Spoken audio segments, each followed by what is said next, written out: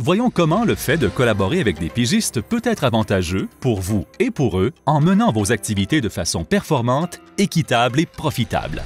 Voici Isabelle, illustratrice, et Marc, pigiste. Isabelle est québécoise et Marc, philippin. Vous l'avez aussi vécu. Cette semaine, les dossiers d'Isabelle arrivent tous au même moment.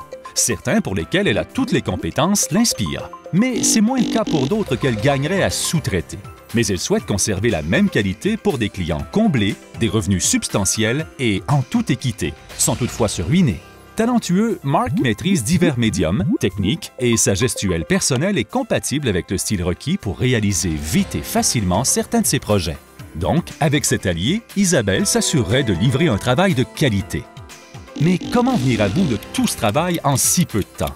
Étonnamment, la distance qui sépare Isabelle et Marc est ici avantageuse, car sa journée de travail à elle se déroule sur un tout autre fuseau horaire que son pigiste. C'est comme si elle travaillait jour et nuit pour ses clients, qui seront comblés. Mais bénéficiera-t-elle d'une collaboration qui restera profitable pour Marc sans la ruiner? Illustracom fixe le cachet du pigiste en fonction du coût de la vie en vigueur dans son pays. Voyons de plus près. Isabelle, ayant fixé la valeur de ses styles par Fleximage, sait qu'une unité de production déclinée dans ce style vaut 100 $. Donc, le prix de l'image commandée sera de 1000 $ si elle compte 10 unités, qui seront d'abord esquissées puis tracées avant qu'on y applique texture et couleur. Si elle confie les 2 dernières tâches à Marc, disons la moitié du travail, il serait payé 500 $ s'il habitait au Canada, mais pas aux Philippines. En effet, car avec 500 $, Isabelle peut acheter les mêmes choses que ses voisins. On dit qu'ils sont exposés au même indice de coût de la vie, c'est-à-dire ce qu'on doit dépenser d'un pays à l'autre pour un niveau de confort similaire. Logement, épicerie, services essentiels et possiblement accès à divers loisirs. Chaque pays a le sien. Aux Philippines, Marc paie bien moins cher pour un confort comparable. Son indice est moitié moins élevé que celui d'Isabelle. À confort égal, il a besoin de moitié moins d'argent.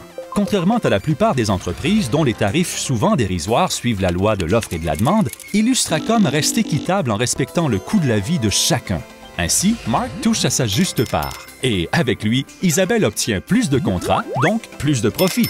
En effet, si ce dernier touche à la moitié du tarif, Isabelle, responsable du projet, touche en plus l'autre moitié pour ses efforts de gestion et service client. Son tarif horaire devient ainsi très avantageux. Avec Illustracom, Isabelle reste en contrôle de sa production et ouvre un nouvel horizon à Marc. Elle enrichit son réseau et gère bien mieux son horaire pour plus de travail ou de temps libre, détente, repos ou loisirs.